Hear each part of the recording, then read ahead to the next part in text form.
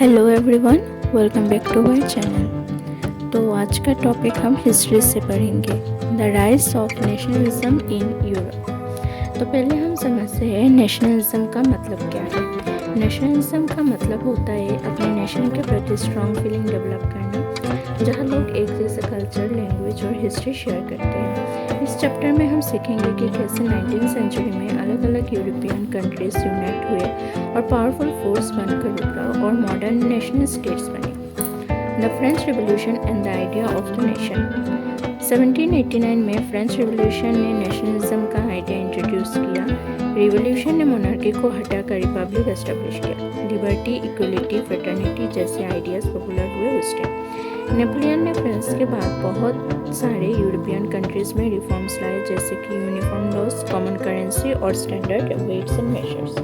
But कुछ लोगों को नेपोलियन का रूल में फ्रीडम कम लगा, क्योंकि वो एक डिक्टेटर बन गए। डिक्टेटर मतलब supreme leader, which literally means uncontrolled rulers।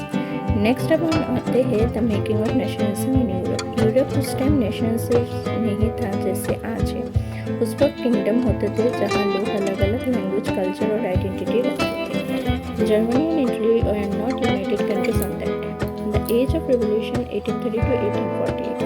1830 to 1848 में कई रिवॉल्यूशंस हुए यूरोप में।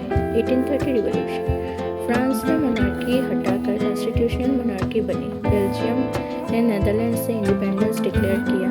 1848 में फ्रांस ने मोनार्की हटाकर रिपब्लिक एस्टेब्लिश किया। जर्मनी, इटली, पोलैंड जैसे देश में लिबरल नेशनलिस्ट ने डेमोक्रेसी और यूनिफिकेशन की डिमांड की, लेकिन ज़्यादातर रिवॉल्यूशन फेल हो गए क्योंकि सपोर्ट ऑर्गेनाइज नहीं थे। The making of Germany unification हुआ ओटो बिस्मार्क के लीडरशिप में।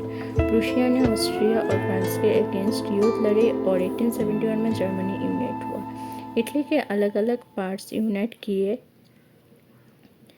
ग्यूसेप्पे मैज़िन, कोर्ट कन्वर और गैरिबेल्डी, और 1861 इटली एक सिंगल नेशन बन गया। विजुअलाइजिंग द नेशन, आर्टिस्ट ने नेशन को विजुअलाइज करने के लिए फीमेल एलोगरीज बनाए। फ्रांस के लिए मेरियन, जर्मनी के लिए जर्मनिया। ए फिगर्स यूनिटी और फ्रीडम को रिप्रेजेंट करती थी। नेशनलिज्म एंड इम्पेरियलिज्म, 1871 के बाद नेशनलिज्म सिर्फ यूनिफिकेशन तक सीमित नहीं रहा। नेशंस पावरफुल होने लगे और कॉलोनीज बनने लगे, जैसे Britain, France, Germany. European nationalism में इनिशियली डेमोक्रेसी और यूनिटी प्रमोट की, बट आगे चल के उसने इम्पेरियलिज्म और कन्फ्लिक्ट भी क्रिएट किया।